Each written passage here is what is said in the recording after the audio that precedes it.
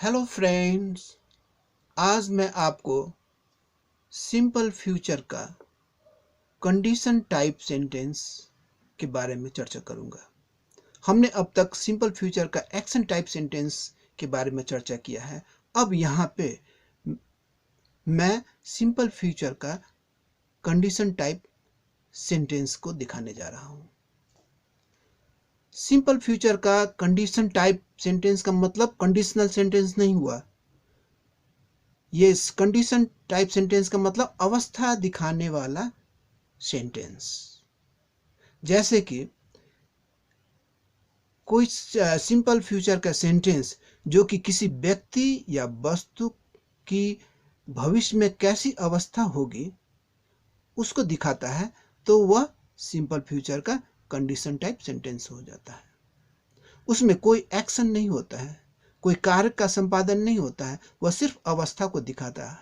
कोई व्यक्ति या वस्तु फ्यूचर में कैसा होगा, उसकी अवस्था कैसी होगी, उसको दिखाता, अवस्था को दिखाता है, एक्शन नहीं। इसी बात को मैंने यहां रखा है। The condition type simple future sentences show only the state of being. State of being का मतलब अवस्था। State of being of a person और a thing in the future.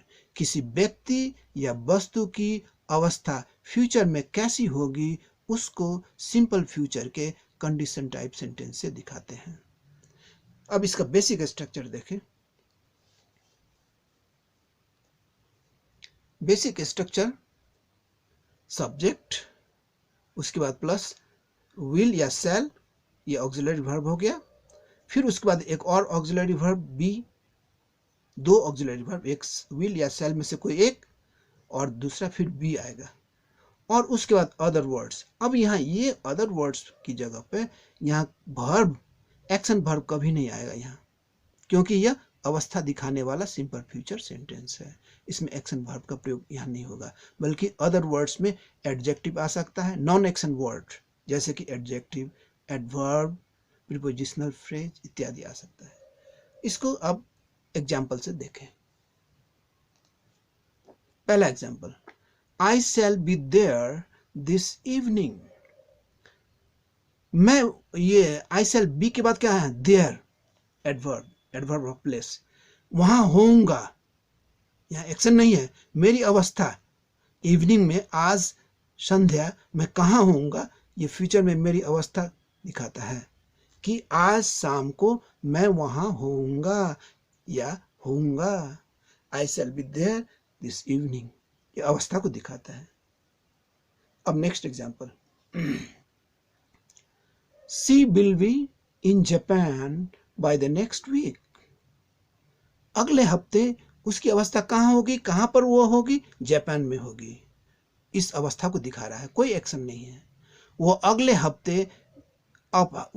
हफ्ते तक जापान में होगी। She will be in Japan by the next week, ये उसकी अवस्था को दिखा रहा है कि कहाँ होगी, जापान में होगी। इसमें कोई एक्शन वर्ड बी के बाद नहीं आ रहा है।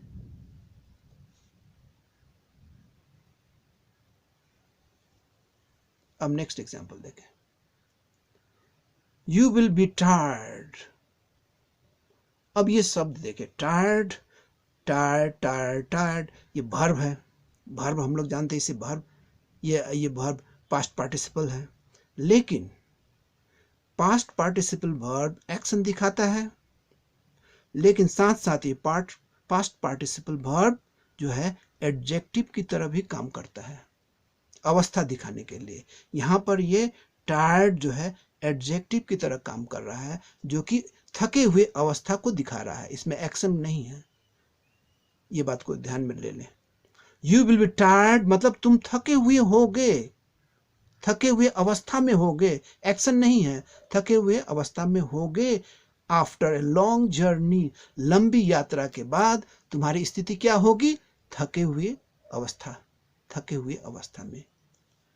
तुम लंबे सफर के बाद थके हुए होगे, थके हुए अवस्था में होगे। इसको टायर्ड से दिखाया गया है। यहाँ ये पास्ट पार्टिसिपल जो है ये एडजेक्टिव की तरह काम करता है, वर्ब की तरह नहीं काम करता है। एडजेक्टिव की तरह, जो कि अवस्था दिखाता है, थके हुए अवस्था को दिखाता है। तो इस तरह से सिंपल फ्यूचर कंडीशन टाइप में फ्यूचर में अवस्था को दिखाया जा रहा है। अब नेक्स्ट एग्जांपल ले, he will be angry with you, वह तुमसे क्रोधित होगा। ये एंग्री क्या हुआ, एडजेक्टिव हो गया। यहाँ एक्शन वर्ब, एक्शन वाला वर्ब नहीं है, एक्शन वर्ड नहीं है। एंग्री, क्रोधित, क्रोध की अवस्था में होगा, तुम्हारे साथ क्रोधित होगा। फ्यूचर में उसकी अवस्था कैसी होगी, क्रोध की अवस्था में। वह तुमसे क्रोधित होगा, he will be angry with you. अब लास्ट एग्जांपल देखें, शी विल बी सिक, उसकी अवस्था कैसी होगी, वह बीमार की अवस्था में होगी, वह बीमार होगी, उसकी बीमार की अवस्था को दिखाया जा रहा है। यहाँ भी कोई एक्शन वर्ड नहीं है, अवस्था सिक, बीमार की अवस्था, यह भी एडजेक्टिव है, सिक। अब इसके बारे में कुछ बातें ध्यान में रख लें, पॉइंट्स टू नोट। पहला point, there is no use of any action word in the condition type. Condition type माने अवस्था दिखाने वाला, स्टेट ऑफ बीइंग अवस्था दिखाने वाला सिंपल फ्यूचर सेंटेंसेस। इसमें कोई भी एक्शन वर्ब कभी नहीं यूज होगा।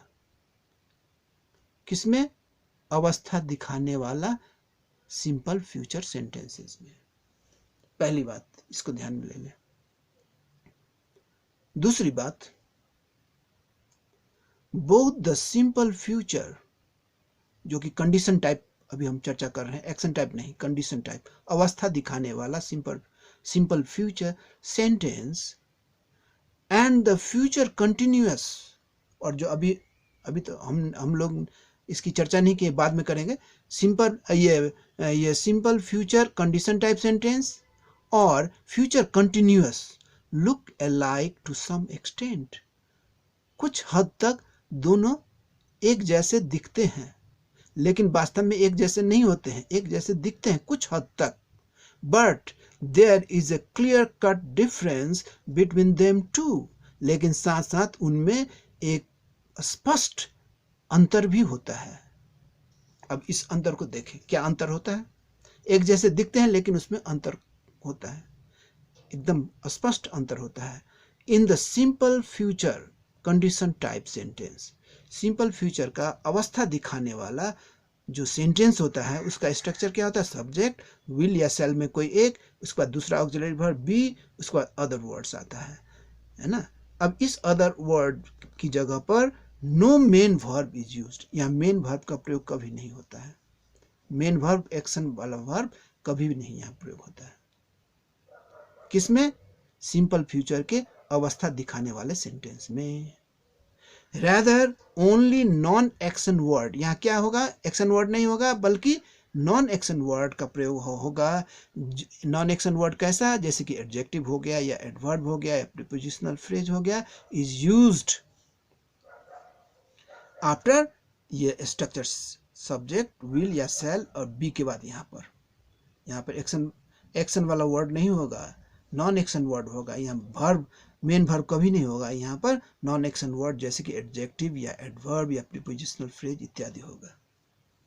इसका एग्जाम्पल भी दे दी है, एग्जाम्पल को भी देख लें। फॉर एग्जाम्पल, आई शैल अथवा will be in the park.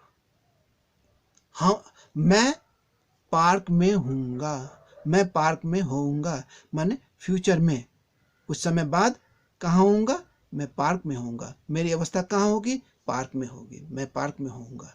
इस अवस्था को दिखाता है, यहाँ एक्शन नहीं है, इसलिए इन द पार्क ये प्रीपोजिशनल फ्रेज की तरह काम आ रहा है, बी के बाद आया है।